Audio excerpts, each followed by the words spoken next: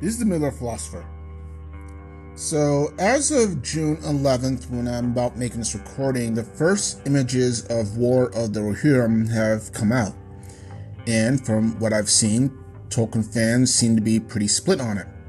Not Last Jedi craziness type splits, but still divided. And the reason being for this is that the protagonist is the daughter of King Helm Hammerhand, who in the writings is initially unnamed, but in the movie it was going to be named Hera.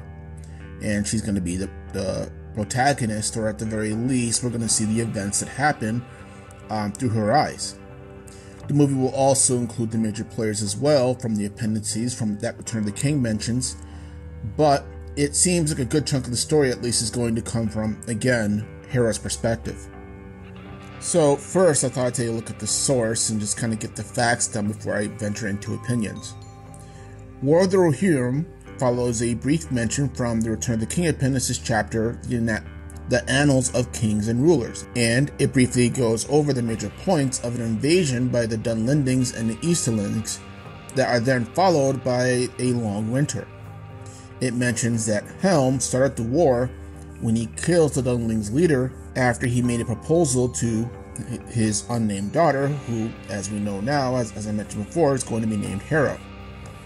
During this war, he loses his two sons, Hama and Haleth, and as a result of fleeing Edoras and leaving for what we now know as Helm's Deep, terrorizes Rohan's enemies from there in a mad state of grief before he freezes to death, but freezes to death standing, looking like some kind of ghost, and even his memory is a terror to the Dunlendings and Easterlings afterwards.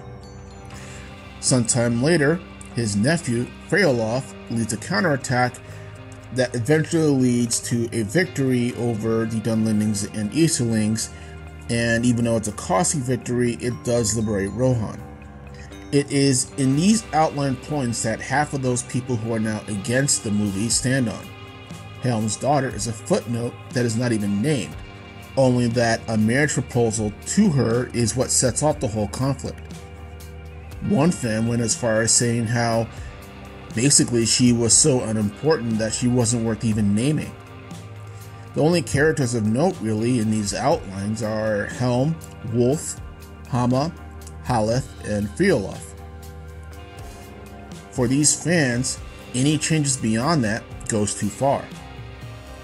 This then leads into the other half of the objectors' reasons for already disliking the movie. That is, that because it is being seen from the eyes of a female lead who was of initially no importance in the books, that this is yet another attempt by woke Hollywood to push women forward as leading heroes, taking the place of already established male heroes who were just fine. And more so, it was written this way by Tolkien himself, so therefore any kind of change that alters this is considered essentially sacrilegious. And yes, pun intended in terms of the religious wording that I'm using for that. However, supporters of the movie seem to focus on the excellent art by the anime studios in charge, and are intrigued as well at how the movie might take this direction with a story that has essentially so little detail for a 2-hour movie.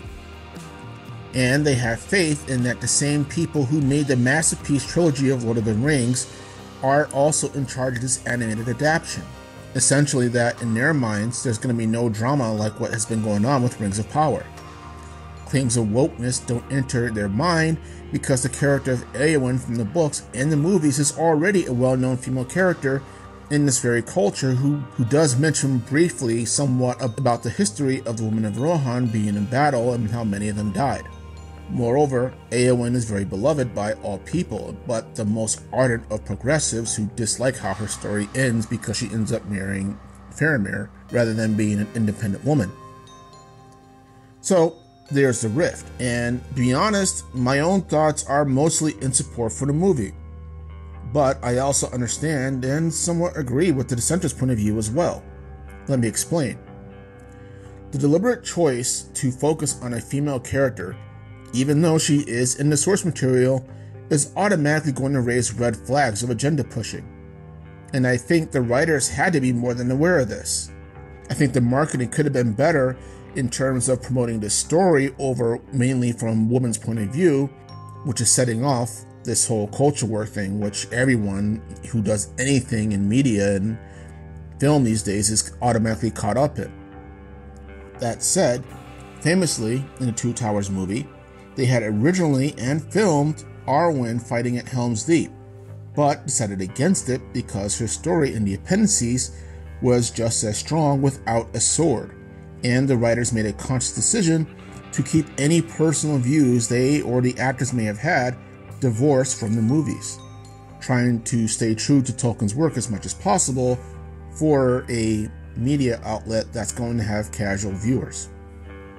So they should have already known that in today's hypersensitive, trigger-happy, overreactive culture, that marketing like this was going to push a lot of buttons. Franchises that have established fan bases oftentimes consider them quasi-religious, if I'm being honest. And it's been said in a recent interview that the writers and producers were aware of the passion that the fans have for anything done with Tolkien's franchise. And there's a new generation of writers now overall that also feel a deep conviction to see themselves in these stories that they love just as much as the fans that disagree with them. Also, while it's true that Tolkien never gives Hera a name officially, nor her mother, for that matter, or many other daughters from other rulers, it doesn't mean that it's automatically a sexist move, because he also names other female characters in the appendices who are important to the stories that he's writing. For example, Tolkien mentions a woman named Fariel, who is the daughter of the Gondor king Andohir in the year 1940 of the Third Age. And she is important to that story because it's to her that her descendants basically lead eventually to Aragorn, which then leads to him taking control of both kingdoms. So, because she serves a purpose to the story, she is named. And it's important, I think, at least, for new writers to appreciate that aspect of Tolkien's writings. That basically, that while many women are not mentioned, it does not mean that there is some sort of agenda against them to be silent. Just that Tolkien's focus is his story, and that any elements that he includes in it are for the focus of the story. I understand that. That being said, though, here's why I'm going to give War of the Rohirrim a chance. One being that the damn movie hasn't even come out yet, and people are already judging it, because that's just the nature of 2024 and the culture war that Americans live in. We judge everything by what Reddit says first, or what Rotten Tomatoes rates, or what we hear constantly yelling through Twitter and rage tubers and whatnot that already form our decisions before the show even comes out. How they play out the story of the war between Rohan and the Dunlendings and Easterlings may not have any agenda baiting at all, and all the main characters from the appendices still play an important and crucial role rather than being pushed to the side to make room for the new girl boss in town. If you're old enough, recall how before 1989's Batman came out, when the news broke out that Michael Keaton was the one playing him, Batman fans were just as angry and infuriated. Yet, after seeing the film, you'll find few and far between any of them who doesn't sing his praises as the best Batman put to screen, even to this day. My second reason is that the Annals of Kings and Rulers only gives an overview of the conflict. Action A leads to Action B, then to Action C. And because of that, I think there's room within the sources to tell a story that serves the overall point and is individualistic without changing it. For example, in the overview they gave for the movie, it's saying that Hera must find the strength to lead a resistance for her people in a time of great conflict and change. And within the writings, there is a space of time between the death of King Helm and when Rohan is eventually liberated that you could insert or expand upon a story where there was someone who was taking lead in order to get the people through the loss of their king, and that they can hold out long enough until Rohan is liberated. Moreover, again, the producers have said that they are going to address all these elements within the movie. It's not like they're just kind of blowing over it and pretending like it doesn't happen. And then my third reason that I'm giving War of the Rohirrim a chance is that honestly, I think there's just too much overreaction these days. Because we've been conditioned to react to anything remotely looking like right or left politics and agendas than the media that we enjoy, before the actual event or show even comes out or has happened. Like I said earlier, we no longer think about what we say or what we see if it's only snippets and pictures that we're looking at and not the entire movie. We don't keep that major bit of information in mind, that it's just a small portion of a larger project. We just automatically make an assumption that the studios and writers have thrown in with other studios who have been trying to follow an agenda. And, to be fair, this also can be due, like I said earlier, to just bad marketing. Like I said, if the marketing had chosen to focus more on the story rather than that it's a woman who's going to be the main protagonist of the movie, I don't think there would be as many pissed off people as there are right now. It's like not reading the terrain well enough to know what is the best way to promote something without throwing landmines in front of you to sabotage you. And, speaking of studios, this leads to my final point. Weta, Peter Jackson, and Fran and company created the Lord of the Rings and the Hobbit trilogies. Even if you hated The Hobbit, the former still remains a multi-generational classic to this day. And they're classics because of the love and care and reverence that they have for Tolkien's writings that show in the movies and trying to change as little as possible.